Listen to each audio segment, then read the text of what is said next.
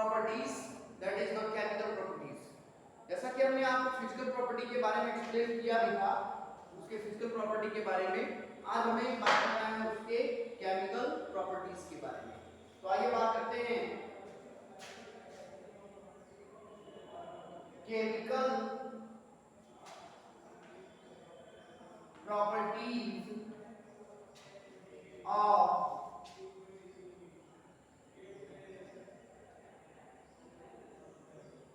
Group 16 elements. Group 16 elements, group 16 elements की chemical properties को हम यहाँ पढ़ने जा रहे हैं। केमिकल प्रॉपर्टीज में कौन कौन सी चीजों को आपको कंसीडर करना है, आइए बात करते हैं। पहला नंबर है ऑक्सीडेशन स्टेट, ऑक्सीडेशन स्टेट, ठीक है। दूसरा नंबर है इनके हाइड्राइड्स के बारे में। तीसरा नंबर है इसके हैलाइड्स के बारे में। फिर इनके ऑक्साइड्स के बारे में और लास्ट में इनके ऑक्सो एसिड्स के बारे में कंसीडर, ठीक है।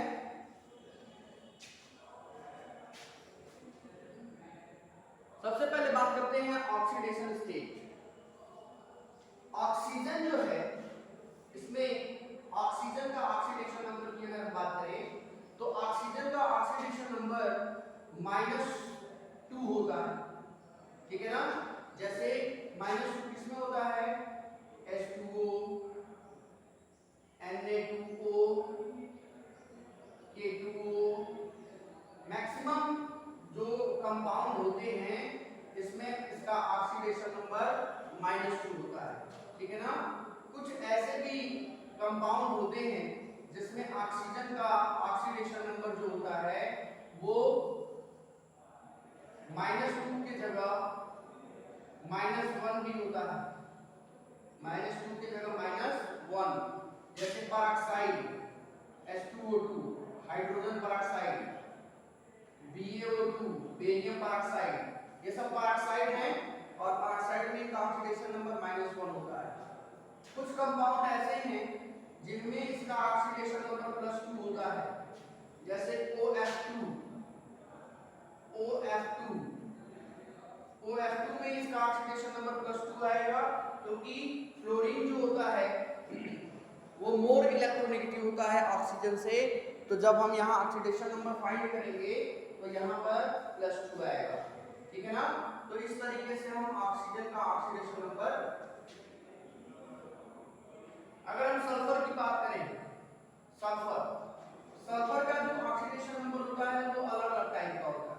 जैसे मान लीजिए सल्फर का ऑक्सीडेशन नंबर +2, +4, +6, ये 3 टाइप्स के ऑक्सीडेशन नंबर और इसके अलावा -2 भी होता है, ठीक है।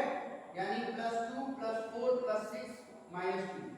अब सल्फर जो है, जैसे मान लीजिए अगर हम H2S की बात करें, H2S हाइड्रोजन सल्फाइड, तो हाइड्रोजन सल्फाइड में जो सल्फर का ऑक्सीडेशन नंबर आएगा वो कितना आएगा, -2 आएगा, ठीक है ना, -2 आएगा।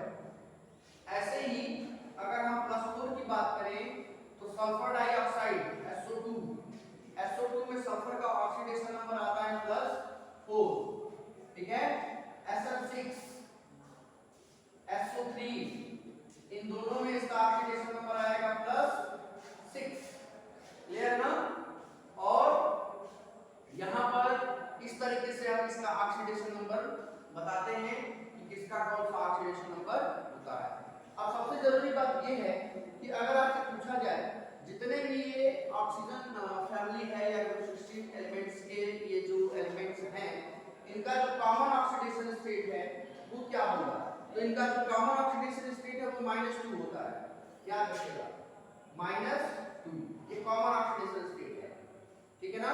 और बाकी जो है वो आपको मैंने बता दिया है कि कौन कौन से कंपाउंड में इनका क्या ऑक्सीडेशन नंबर होता है। अब दूसरा जो है, दूसरे केमिकल प्रॉपर्टीज में इसके हाइड्राइड्स हैं, फिर इसके हैलाइड्स हैं, फिर इसके ऑक्साइड्स हैं और फिर आर्सोएसिड्स हैं। ठीक है ना। आइए बात करते हैं इनके हैलाइड्स के बारे में।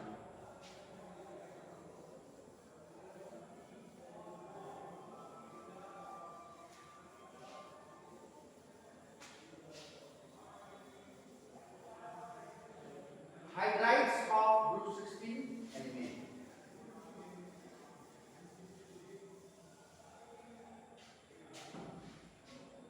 Hydrides of group 16 element.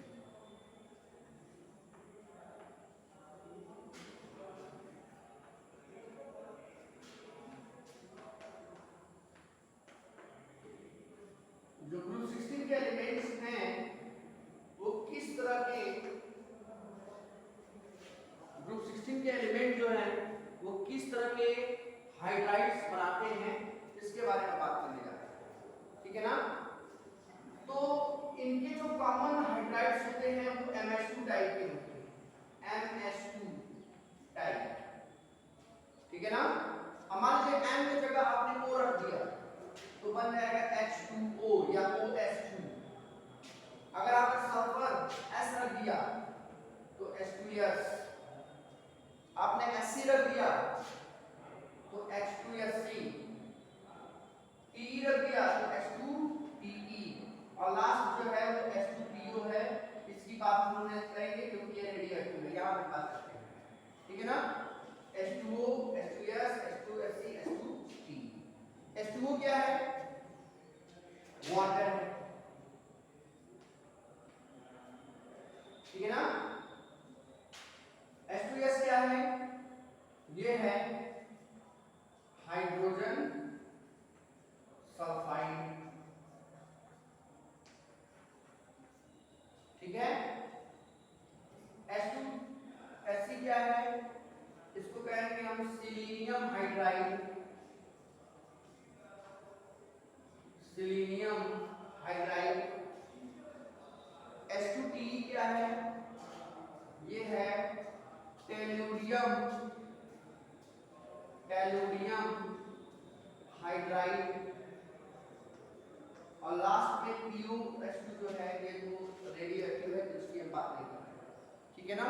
तो ये सब इसके हाइड्राइड्स हैं और इनके हाइड्राइड्स के हम लोग कुछ फीचर्स के बारे में बात करेंगे। सबसे पहला फीचर्स है इनका स्ट्रक्चर। ये हर जितने भी ये सेंट्रल एटम है इनके हाइड्राइड्स के, इनके सेंट्रल एटम पर लोन पेयर होता है और ये लोन पेयर दो ऊपर होगा और दो नीचे होगा। ठीक है ना। आइए इनके स्ट्रक्चर की बात करते हैं। स्ट्रक्चर क्या होता है?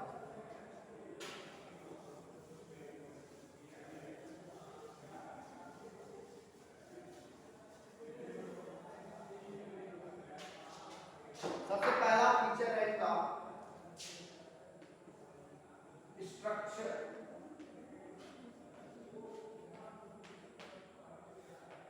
स्ट्रक्चर कैसा होगा? तो जितने भी हाइड्राइड्स हैं ग्रुप 16 के, इनका जो स्ट्रक्चर होता है वो पहले तो सेंट्रल एटम पर कौन सा हाइब्रिडाइजेशन है? सेंट्रल एटम पर sp3 टाइप का हाइब्रिडाइजेशन। ठीक है ना। और sp3 हाइब्रिडाइजेशन जब होता है तो शेप होता है टेट्राहेड्रल, टेट्राहेड्रल। ठीक है ना। बट यहां पर क्या है, सेंट्रल एटम जो है हाइड्राइड्स का, इसके पास 2 लोन इलेक्ट्रॉन पेयर है। 2 इलेक्ट्रॉन लोन इलेक्ट्रॉन पेयर की वजह से इनका शेप जो होगा वो टेट्राहेड्रल न होकर कैसा हो जाएगा? बेंड हो जाएगा और एंगुलर हो जाएगा। यानी टेट्राहेड्रल स्ट्रक्चर sp3 हाइब्रिडाइजेशन है बट से बेंड और एंगुलर होगा। कारण क्या है कि यहां पर लोन पेयर ये दो लोन पेयर और जो बॉन्ड पेयर है उनके बीच में रिपल्सन होगा और उस रिपल्सन की वजह से जो इनका शेप होगा वो चेंज हो जाएगा। ठीक है ना। जैसे मान लीजिए अगर वाटर की बात करें H2O इसमें दो सेंट्रल एटम है, एक हाइड्रोजन यहाँ और एक हाइड्रोजन यहाँ, एक लोन पेयर ये और एक लोन पेयर ये। तो lone pair bond pair repulsion होगा और इस रिपल्सन की वजह से जो इनका शेप होगा वो क्या हो जाएगा, या तो बेंट और इरेगुलर हो जाएगा। तो इस तरह से हम इसके स्ट्रक्चर की बात करते हैं। आइए अगला पॉइंट है इनका बॉन्ड एंगल क्या होगा। बॉन्ड एंगल की जब बात करेंगे तो बॉन्ड एंगल जो है वो किस पे डिपेंड करता है, ये डिपेंड करता है साइज पर। यानी अगर हम H2 दूसरा नंबर है बॉन्ड एंगल, अगर हम बॉन्ड एंगल की बात करें तो H2O H2S H2SC H2TE, ठीक है ना। इसमें सबसे बड़ा साइज T का एल्यूमिनियम का, तो साइज जिसका बड़ा होगा वहां पर बॉन्ड लेंथ भी बढ़ जाएगा और जब बॉन्ड लेंथ बड़ा होगा तो बॉन्ड एंगल जो होगा वो छोटा हो जाएगा। यानी अगर हम सबसे ज्यादा अगर बॉन्ड एंगल की बात करें तो सबसे ज्यादा बॉन्ड एंगल होगा वाटर का, फिर इससे कम होगा हाइड्रोजन सल्फाइड का, फिर इससे कम होगा इसका, सबसे कम होगा H2TE का। ठीक है ना। यानी यहां से यहां तक क्या हो रहा है, यहां से यहां तक हो रहा है decreasing order of bond angle, decreasing order of bond angle due to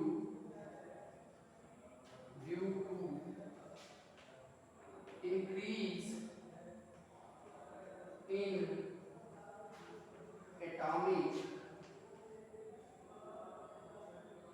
radii, जिसका रेडियाई बड़ा होगा बॉन्ड लेंथ बड़ा हो जाएगा और ऐसे में जो बॉन्ड एंगल होगा वो डिक्रीज कर जाएगा। ठीक है ना।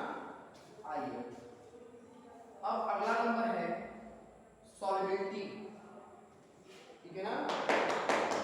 सबसे ज्यादा सॉल्युबल कौन होगा इसमें, वाटर होगा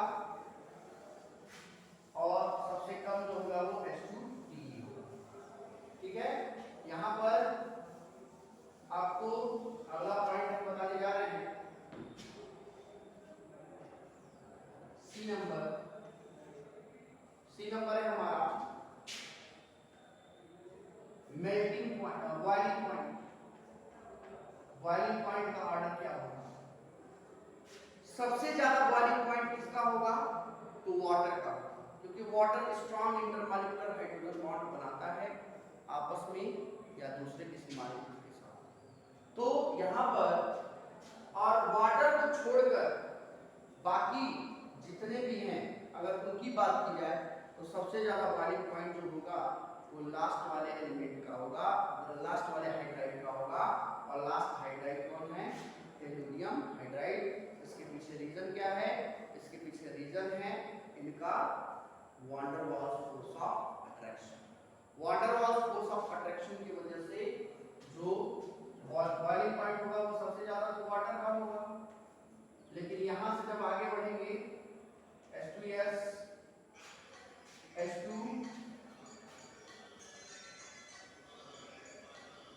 H2S H2SE H2TE, तो सबसे ज्यादा बॉइलिंग पॉइंट किसका हो जाएगा, H2TE का, फिर इसका और सबसे कम हो जाएगा H2S का। ठीक है ना। तो ये हो जाएगा बॉइलिंग पॉइंट का। क्लियर है। तो इस तरीके से हम लोग और भी इसकी प्रॉपर्टी को कंसीडर करेंगे जो हम आपको अगले टॉपिक में बताएंगे। ठीक है ना। ये सारे बातों को आप ध्यान में रखेंगे कि क्या क्या यहाँ पर हमने आपको इसके हाइड्राइड्स के बारे में बताया हुआ है। ठीक है ना। इसके बाद हम इसकी एसिडिक प्रॉपर्टी की बात करेंगे। क्लियर है।